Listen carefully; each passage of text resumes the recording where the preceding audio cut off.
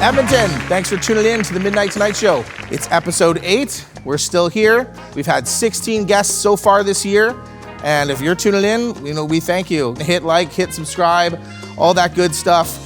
Tonight we got Edmonton artist and hip-hop artist Billy Gritt. He's coming by to tell us about his life, his career, trials and tribulations, and some upcoming great news for him.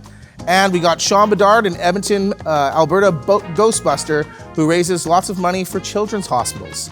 So stay tuned, enjoy, and maybe you'll learn something.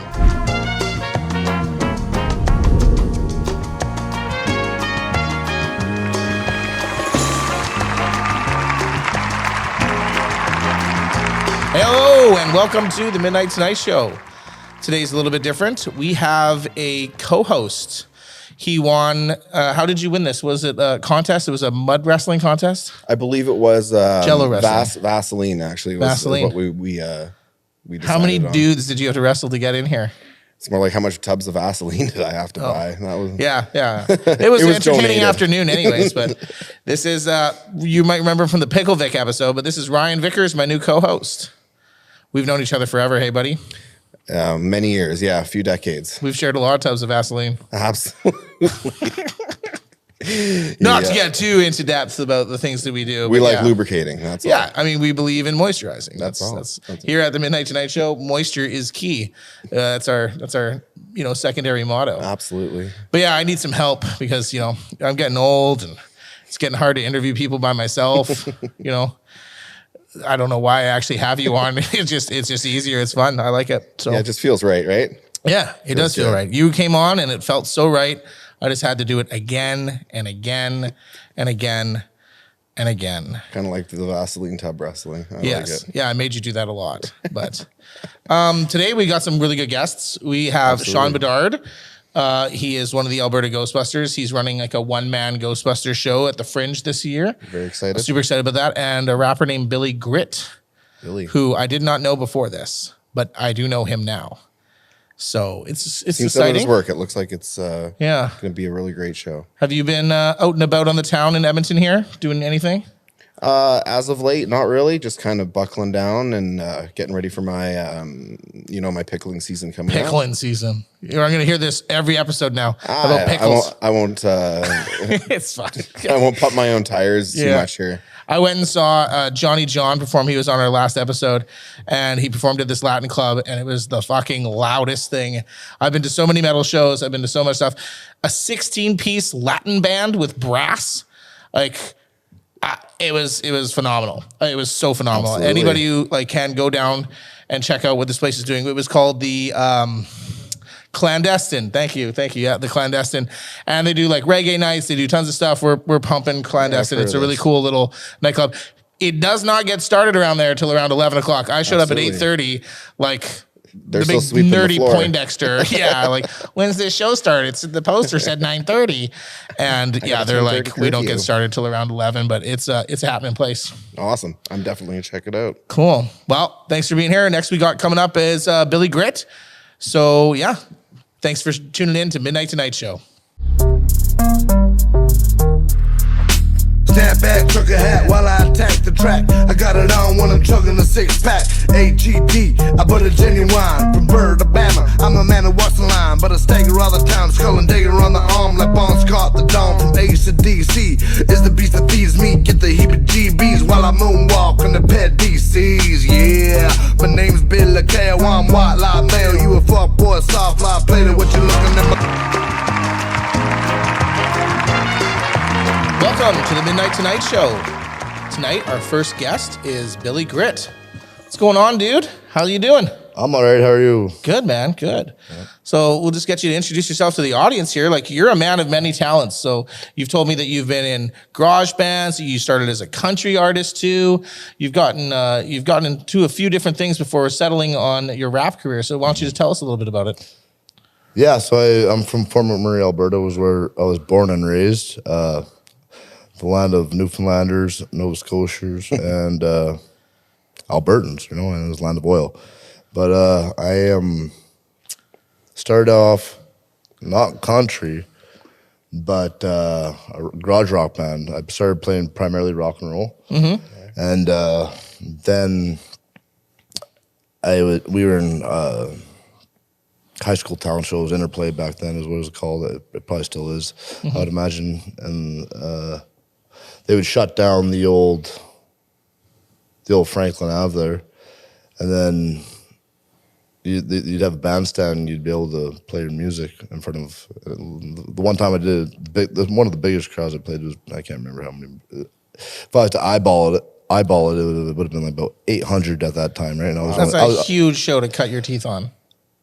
For 17 years old, yeah. Yeah, man, that's nuts. For you.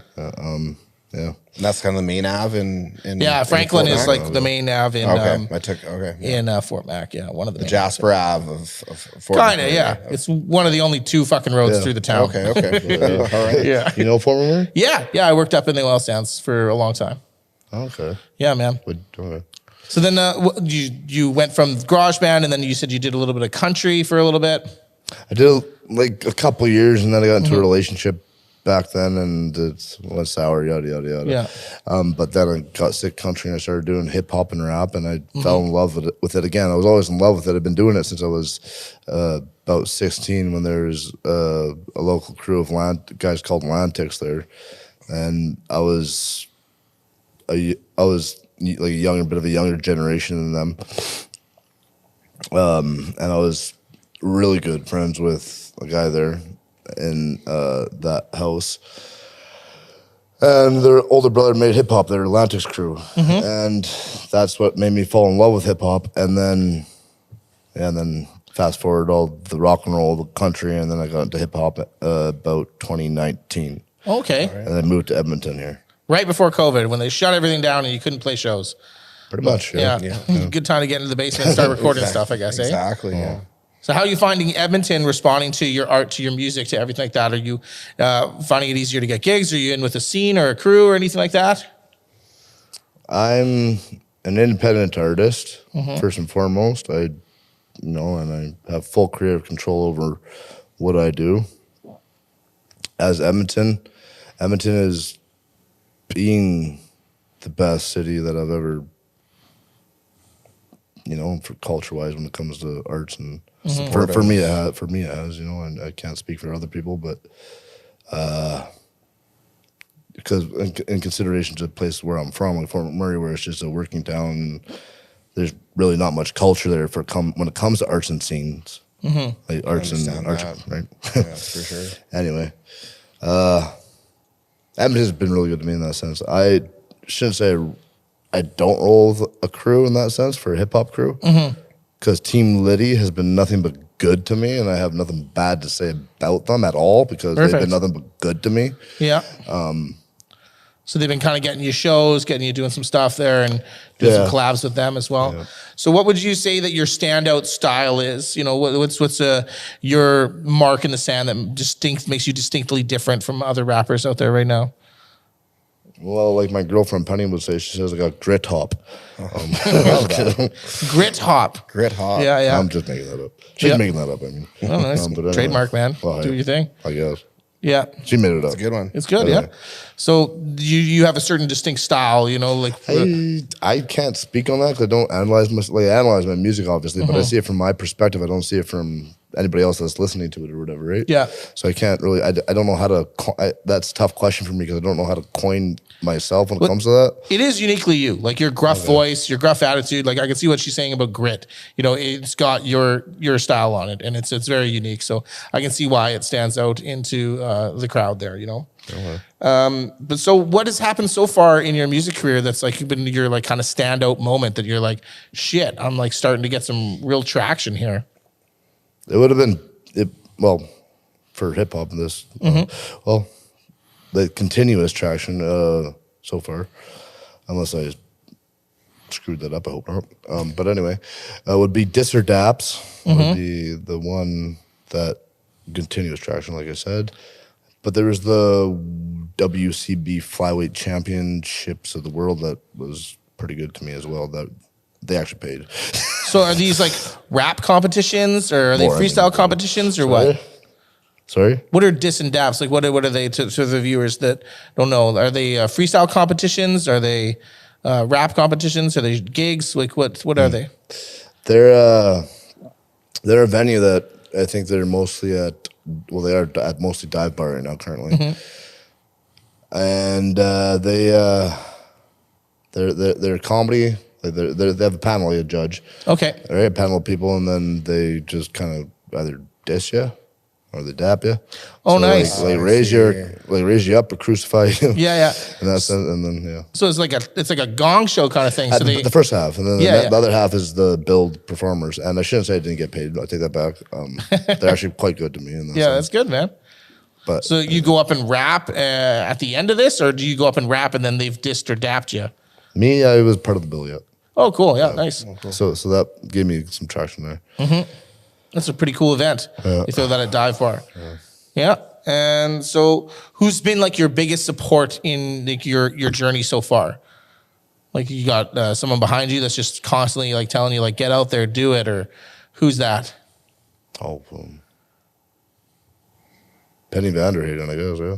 I mean, other than my mother, obviously, but that's. Yeah, just pushed you ever since. Mother's Mom's always number one. For Yeah. sure. She's pretty biased, though, you know. Yeah? What did she tell you? Oh, you're great. You're so handsome. That's great. Yeah, Love you like a fat kid loves cake, you know. I get that from my mom too. Nah, my mom's like, you look fat in that. Change. She's like, don't fucking wear That's that what out of the they're house. thinking, Yeah. So being from Fort Mac, can you talk to us about how that Fort Mac influence like helped you be who you are? You know, there are a bunch of hardworking people out there, and I can tell just from the grit that's in your stuff that you're from Fort Mac and you have that kind of attitude with it. What? Oh, well. Well, yeah, I guess I was raised by the city, I guess, in a sense. I haven't put much thought to that in that area. You still get support from the people back home? Oh, well, my true friends, yeah, I do Yeah. 100%. But there's a lot of people that, it's what it is. Haters are haters, man. That's what happens. In the rap game, I mean, it happens all the time. I think that's like part of the niche. Well, I think they hated me back in high school. Stuff, right? I think they might have hated me for some things I did back in high school, too. Oh, I don't yeah? know. But hey. You're a bit of a troublemaker or what? We wouldn't know anything about that. I haven't No. changed it. No, me and Lana, we were like Yeah, we were angels. straight A's. Yeah. In between church and chess club. Yeah. Not at all. No. No, yeah. More frequent visits to the principal's office than probably most. RCMP. Yeah. we let 24. I think it was 24 or 27 mice out in downtown Comp. Oh, nice. Because I shouldn't say any names, I will not, but one of the teachers there had told me that he let out the same amount of bats. He caught those amount of wild bats, let them out. But anyway, we let out 24 mice, like snake mice, for feeding the snakes. Okay. Yeah. As a prank kind of thing, or Oh yeah, I was pissed off because I wasn't the one that got arrested, and I was the mastermind of it. But well, You wanted the credit. I didn't want to get to look cool in front of all the. Yeah. well, free the mice. I like it. No, we didn't free them. The janitor came in and exterminated them. Oh, geez. Just killed them all. He did, Awesome. and he walked through the office and he gave me props. Like, thanks, man. I'm bored of my job here. Yeah. Well, there you go. At least you kept him busy for the day. Oh. So when you're going on stage and you're doing your rap stuff, like what is your self-motivating thoughts? Like what do you mostly like think to like get you pumped and do your stuff? That you could give us one of your secrets. What gets me pumped? I'll say, but like kind of like a boxer shadow boxing in a sense. Yeah. You just kind of go into when you're freestyling. I would say it's kind of like channeling. Really, like you channel from wherever. I don't know. Right. And then for getting into the mode sometimes I just wing it, shoot off the hip. Sometimes if I'm going into a recording studio, sometimes I do that. Sometimes it works out. Sometimes I fail. Sometimes, right? But a lot of the time it takes me is just looking in the mirror and telling yourself you love yourself, and That's huge, man. and That's huge. then giving it your all right in front of the mirror.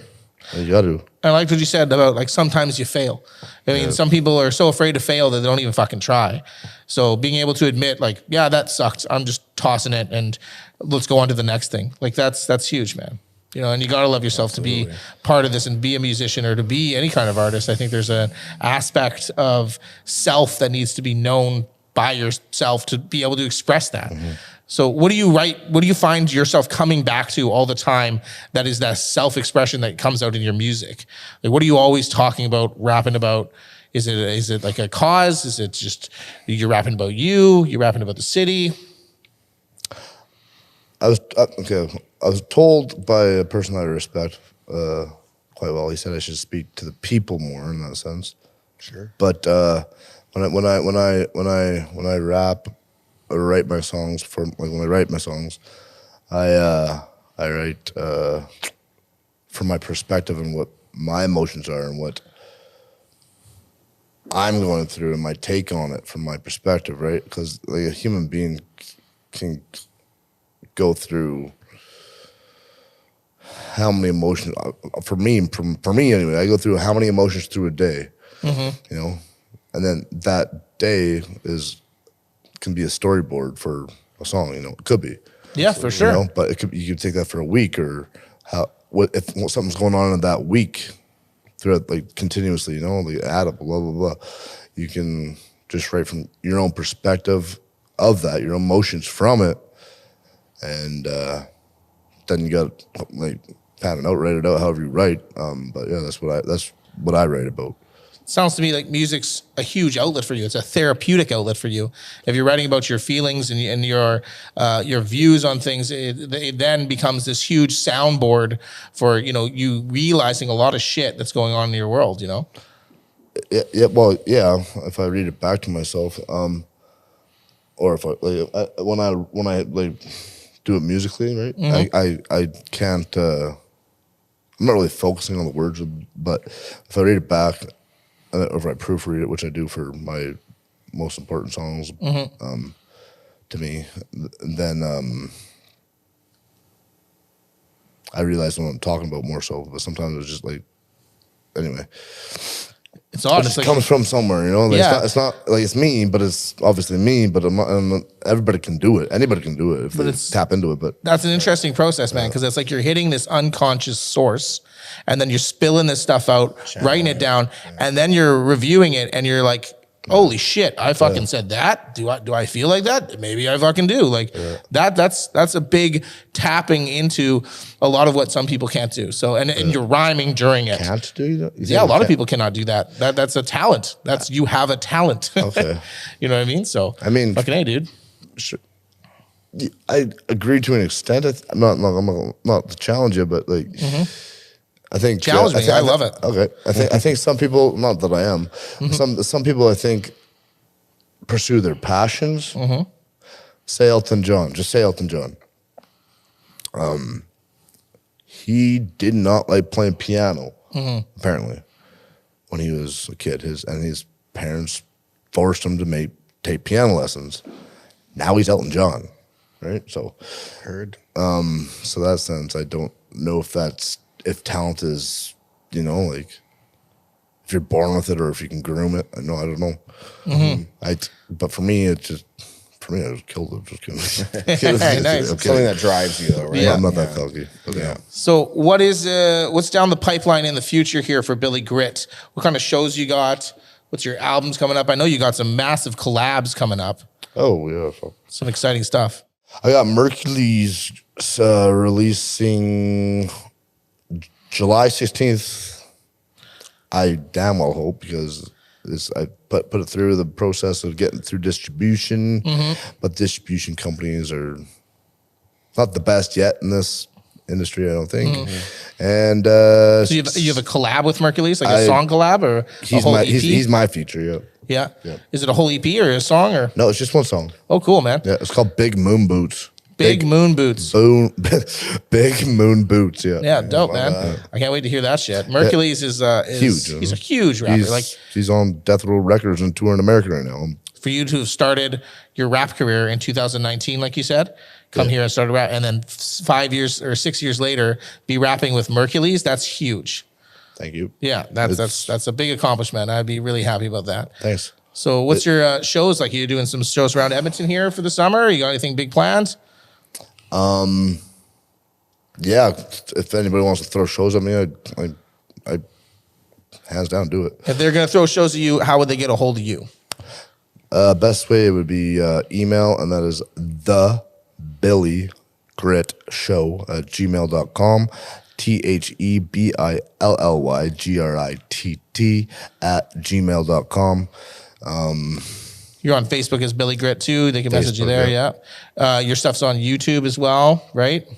Yeah, well, Yeah, yeah, you have some I don't utilize YouTube very much. I should, but yeah. Where's But most of your there. music? Is on Spotify then, or?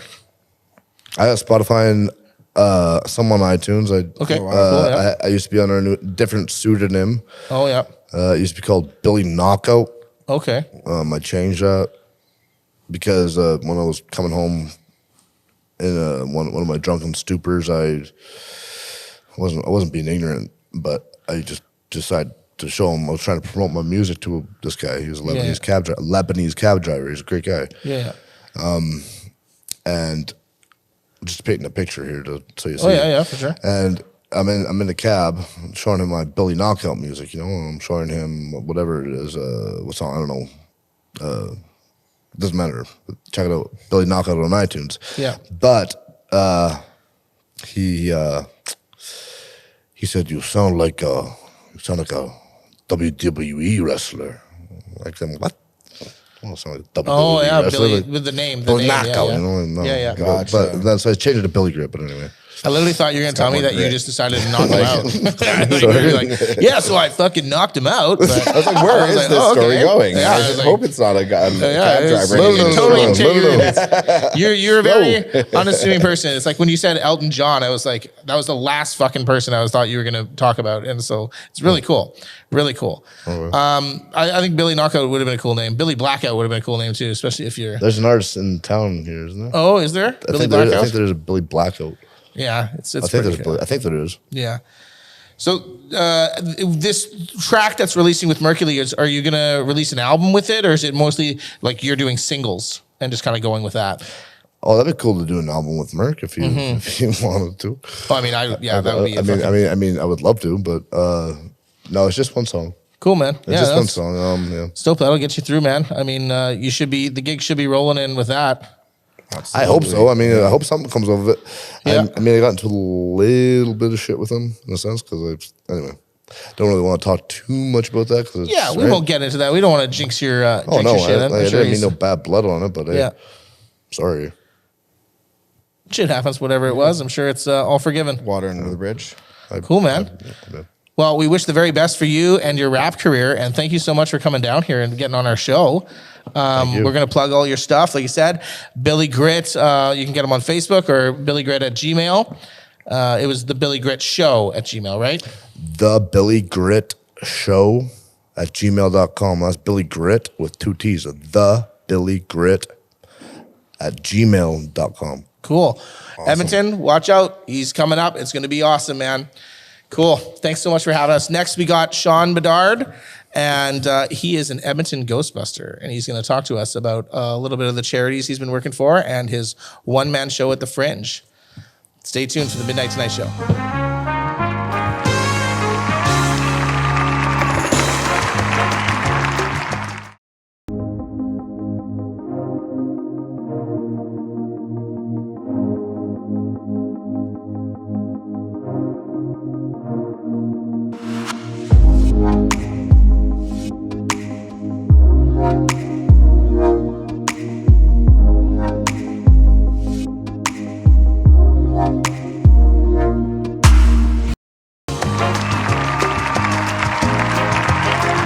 Welcome back to the Midnight Tonight Show. We have Sean Bedard, an Alberta Ghostbuster, with us. Are you a god? Not necessarily. There's definitely a very slim chance we'll survive. I like this plan. I'm excited to be a part of it. Let's do it. This job is definitely not worth $11,500 a year.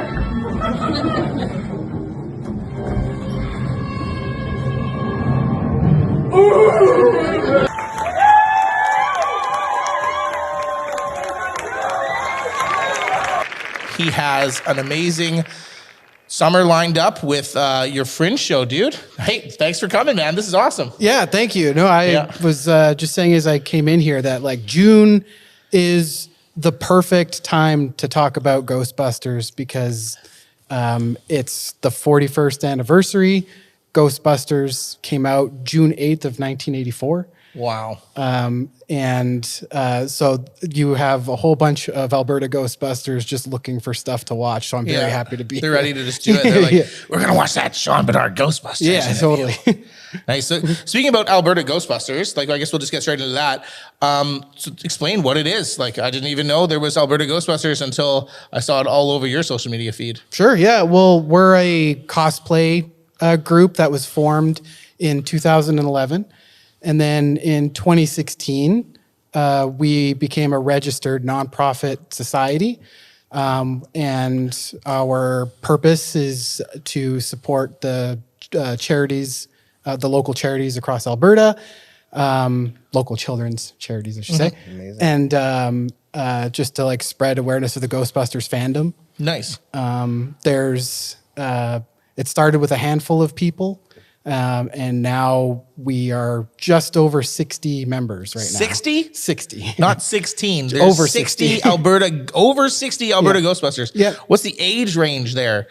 It's 18 to, I don't want to age anybody. But You got like an 85-year-old Ghostbusters just like rocking one of those packs. well, like that's the great thing about the Ghostbusters Afterlife movie that was filmed here in Alberta is that now we have a total excuse to be Ghostbusters until we're 85. There you go. Like you needed one. I don't think you needed an excuse, right? No, yeah, I've been a lifelong Ghostbusters fan. It's brought me a lot of happiness, and just stoked. Not only happiness, now you've got, you're doing this show of it. You're doing a one-man Fringe show. So theatrics has always been a thing in your life. I know. I've known you for quite a long time, and it's been like your art getaway, like the thing you do, your medium. So let's just discuss a little bit about Sean Bedard. How did he get into art? How did he get into acting, and what was about the love of that? Sure. Well, in junior high, I was very much. I couldn't really come out on my own. Like I was very I don't know what the introverted. And I took a shot one time at a talent show where I did a crocodile hunter impression in front of the entire school. And it was being in front of a crowd. I wasn't sure I was going to be good at it, but like I rocked it. Yeah, and you're a funny dude. Your impressions are good. Man. Thank you. Yeah. I feel like we need to hear the crocodile. Whoa, this is breaking out some old school stuff. You can't put him on the spot like that. You know what? If you're comfortable, if not, all good. Yeah, well, like you know what? You know what I could do? No, that's English. Hey, close. No, You're getting there. Crocky, have a look at this little Sheila. Now let me tell you a little bit something about this here creature right here. This here is fuzzy. It's light. I'm doing this to save humanity. Yeah. That's gold. Beautiful. Yeah, that was definitely Steve Irwin. Bit rusty. Yeah, but Sheila. yeah. Yeah. Yeah. Dog the Bounty Hunter next. No. Yeah. So after I did this talent show, I started realizing that the stage is where I wanted to be.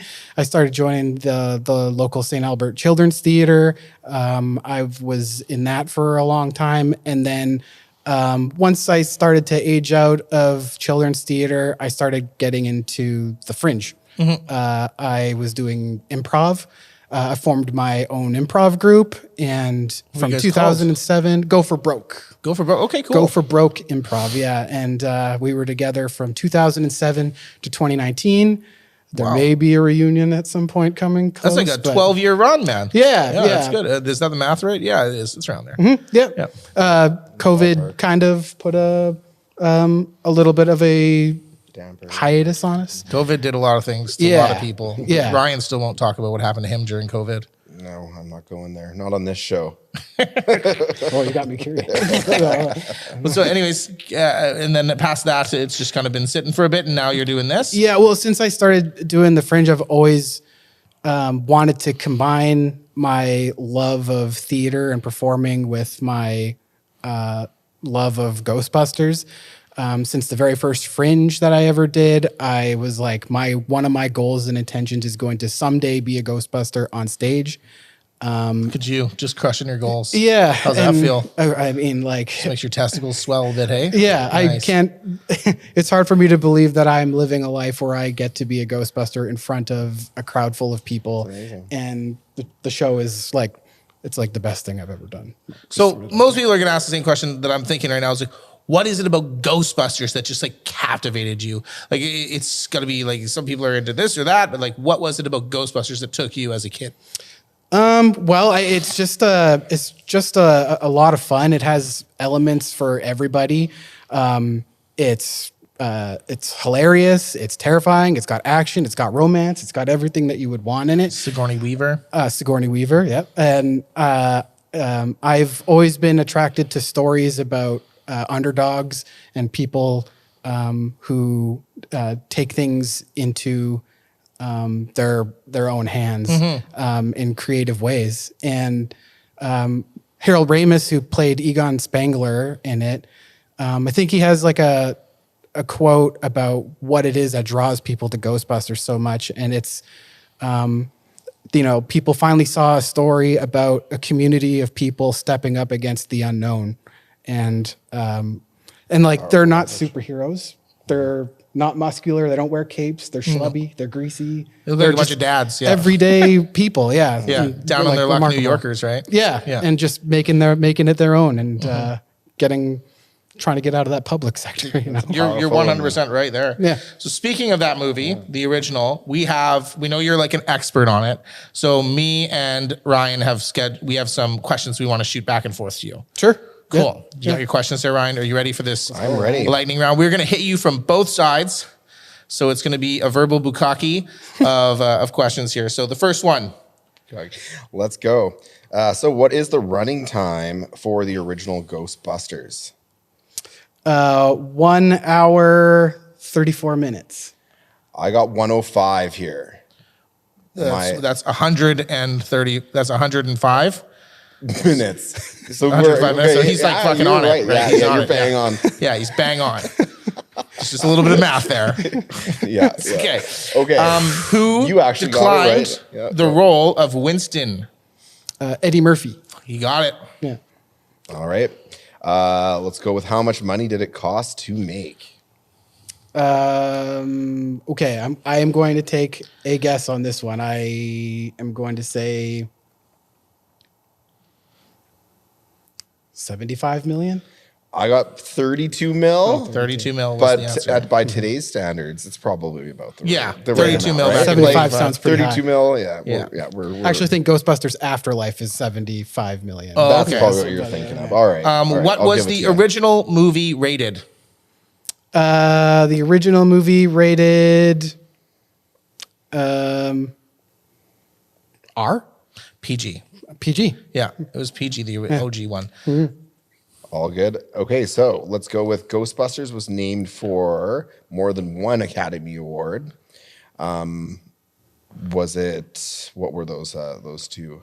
Visual effects You got it? and best song. Yep. Hell There you go. yeah, Bang dude, he on. knows the Academy Awards. That's crazy. There's absolutely no way I would have come close to that. Yeah. So, I can't remember. I don't know if Ray Parker Jr. won. yeah, He was nominated, I He was think. nominated. Oh. So who directed the 1984 Ghostbusters? Ivan Reitman. You got it. Yeah, that's an easy one for you, I'm sure. well, the answer to this one is my favorite, actor from the movie, but who earned an uncredited nod as a contributing writer? Uncredited. Hey. Uncredited. Note. Is it uncredited or Or credited? not. No, I got uncredited here. Uncredited. There's Harold Ramis. There's Dan Aykroyd. Ivan Reitman. Hint: he wasn't one of the Ghostbusters. Oh. He was. Wait. Is he dead or alive? He's still alive. alive today. He's still alive today? Still alive today. Rick? You got it. Yeah, Rick Rick Moranis. Moranis. Yeah. What was an interactive feature from the movie trailer? An interactive Feature that was feature. on the movie trailer. was it the phone number, and you could call the phone number. And This is interesting, yeah. So yeah, in the movie trailer, they put a 1-800 number in during a party scene. Yeah. And they changed that to just a 555 number. But the 1-800 number could be dialed, and you would get the Ghostbusters.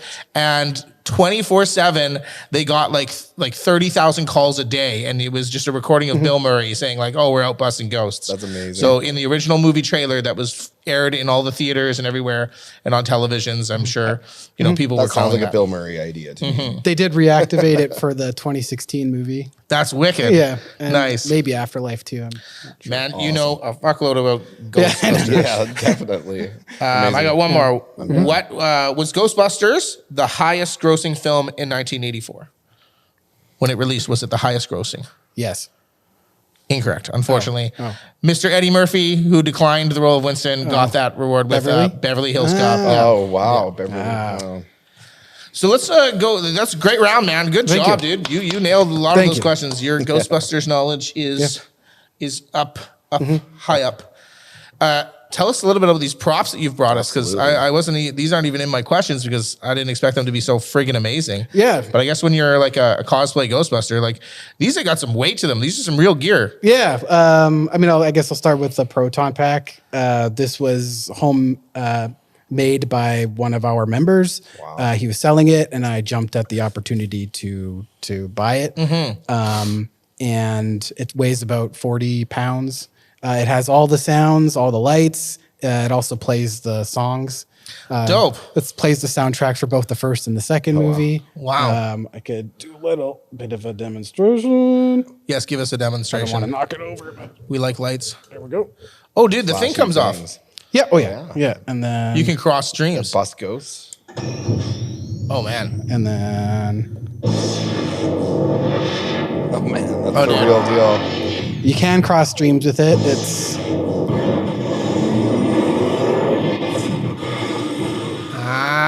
And somebody actually built this by hand. That is incredible. yeah. Yeah. And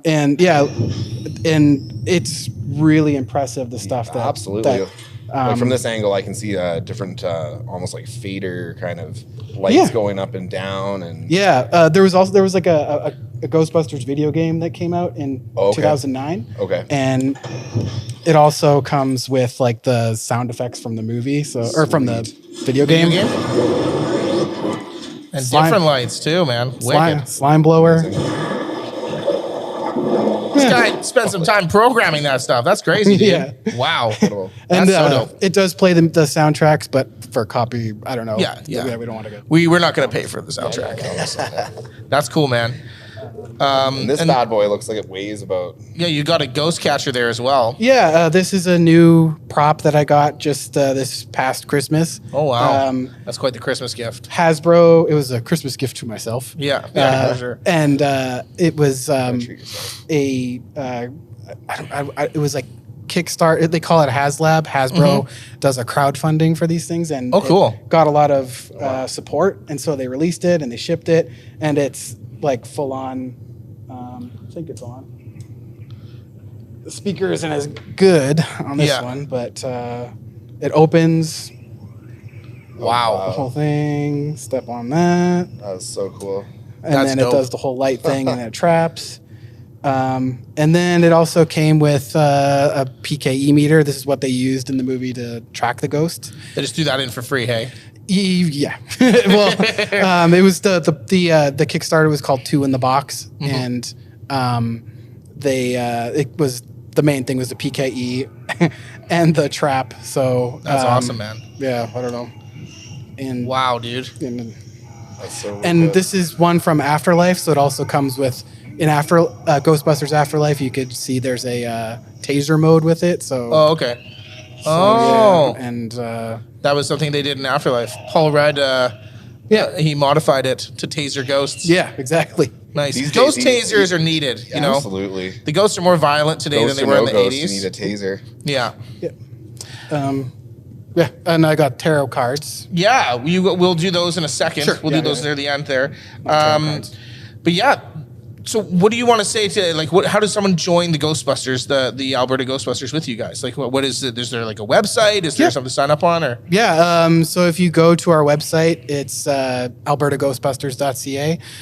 There's a section on there that'll show you how you become a member. It's pretty easy. All we ask is that you get your tan flight suit, belt, boots. That's about it. And then a police check, because we are dealing with the vulnerable sector sometimes. You get a vulnerable sectors check, Yeah, and then once you get your cleared police information check, you pay your due, and the dues, they help us get into things like the Comic Expo and whatnot. And then from there you go and do your fundraising stuff, right? Yeah. Do you have any big fundraiser stuff coming up this summer that you're doing other than your awesome Fringe show? Yeah. Double Pump here in a sec. Coming up in June here, we have we're doing an appearance in Grimshaw for the Grimshaw. I don't want to say the name of the expo. Okay. But anyway, you can see it on our social media at AB Ghostbusters on Instagram and Facebook, but we have GameCon Canada coming up. That's like in a couple of weeks here, isn't it? Yep. It's the full weekend. We'll be there. We'll have a big giant booth set up there. Nice. And the way that we raise support for the charities that we raise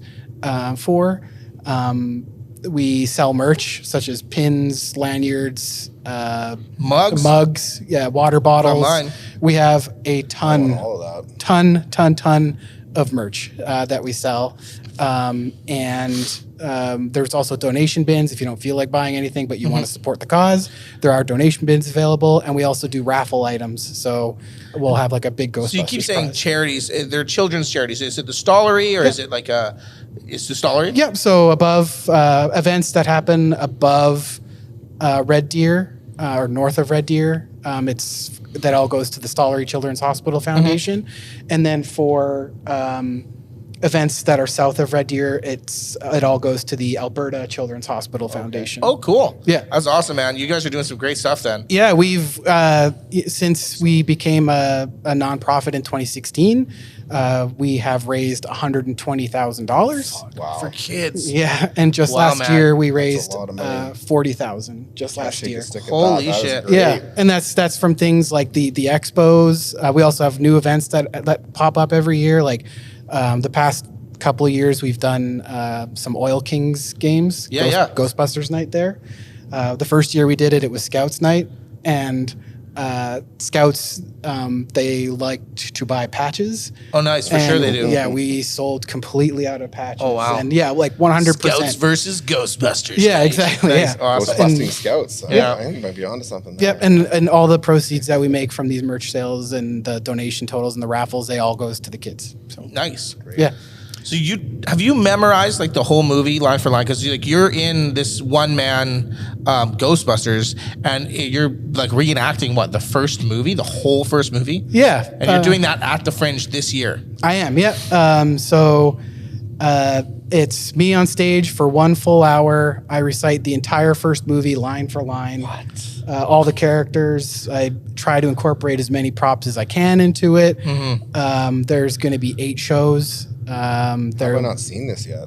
I don't think they've started like marketing the Fringe just yet. But, okay. But I'll be in it. That's for sure. insane. Yeah. And also all the proceeds from Ghostbusters one-man show, all the ticket sales, those will be added to the Alberta Ghostbusters donation totals at the end of the year. So you're just doing it for free. Awesome, man. Yeah. Well, doing it to raise money. Yeah. Yeah. But it's your time. Yeah. Good for you, man. The world needs good stories. Absolutely. The world needs more people like you. They need more Alberta Ghostbusters, man. Yeah. Well, man. over 60 of us is a start. So, do you remember this line from the movie? Listen, what's that? Oh, what line from the movie? Listen, what's that? You smell something? I got it wrong. You know it. You know it better. Listen, do you smell something? Yeah. My favorite line from the whole movie. Bum, bum, bum. So I think that's in the second movie, though. That's the first movie. Is it the first movie? Yeah. They're in the symmetrical book stacking, much like the Philadelphia mass turbulence in 1947. You're right. No human being would stack books like this. Listen, you smell something? Boom, boom, boom. Love it. Boom, boom, boom. You know it, man. Yeah. So that brought me back. Big thing I want to talk about with with you coming on stage and you going through this acting stuff, you've been doing it for years, but I know you, like, you're a very shy guy. Like, when I reached out to you to do this interview, you're like, I don't know if I can do it. Like, I'm shy. And I'm like, what? You're shy? Like, I've seen you on stage. I've seen you doing something. You're such an outgoing personality on stage. Yeah. So there's definitely a stage, a performance, Sean, and then there's this, just shy, I'll sit this one out, Sean. Yeah. How do you manage those two people? Like, and what do you do to get prepped? What do you do to get that Sean ready to be stage Sean? Well, honestly, finally agreeing to come on here and do it. I really want Ghostbusters One Man Show to be successful, and I've done interviews in the past, and it has not. I buried my head in the sand when I got home about them, and I really want this to be a success. So I know I have to do these types of things, fight the fears, just like the Ghostbusters, baby. Yeah. Cool, We man. want you to be successful, so thanks for doing this. Yeah. We're going to take those cards and we're going to do, this is the ESP test. Yeah. It's featured on the first movie. Bill Murray's character. Oh, yeah. Oh, is it? There we go.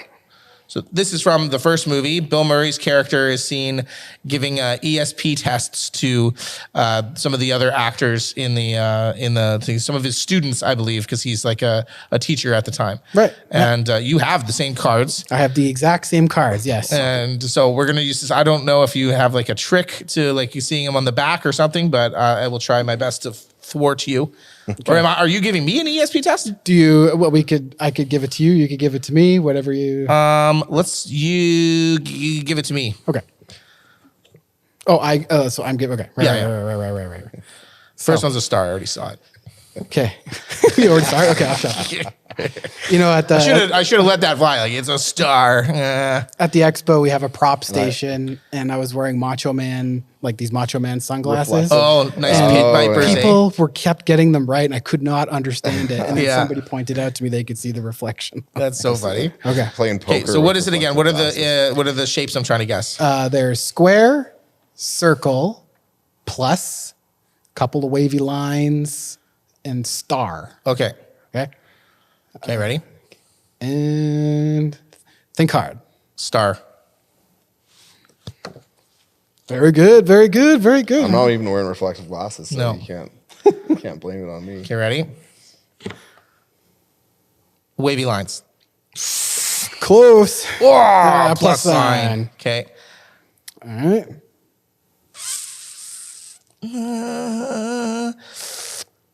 Wavy lines.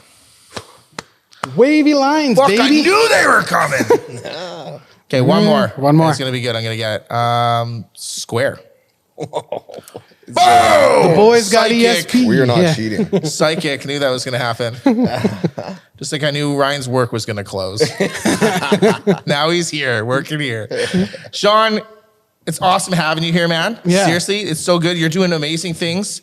What you're doing with children, just awesome. Is there anything you want to plug? You want to plug your website real quick and the Ghostbusters, and you go see them at the Fringe Show. What are the dates? You got the dates yet? No, I don't have the dates. I think it's coming up. They're coming up like in June 9th or something. So So like really if they're watching right now and you want them to plug into where you're going to be giving all this info, where are they going? Where are your fans going to check this stuff out? You could go to albertaghostbusters.ca. We're also on Facebook, Instagram, YouTube, Threads at AB Ghostbusters. If you are interested in making a donation to the Stollery or to the Alberta Children's Hospital, you could check out the website. And we have a ton of amazing content on our YouTube channel as well. So, you'll also see on our Instagram, like promo videos coming up for Nice. the one-man show too. So Cool, man. keep an eye out. Well, we be ain't there. afraid of no ghosts. We Bustin' makes me feel good, baby. Bustin' makes me feel good. I Yeah. don't know what it means, but I'm also feeling good about He's busting. busting over there all the time. Dude, Bustin'. Yeah. Yeah. Love it, Thanks, man. brother. Thank you so much for having me. All right. Thanks for watching the Midnight Tonight Show. We'll see you next episode. Thank you guys so much for tuning in. That's a wrap on episode 8 of the Midnight Tonight Show. We're training little Pickle Vic here how to be, a co-host. He's doing a good job. Billy's got great things coming his way, and Sean's gonna cross streams right now. We're ready to believe you. Thanks for tuning in, guys.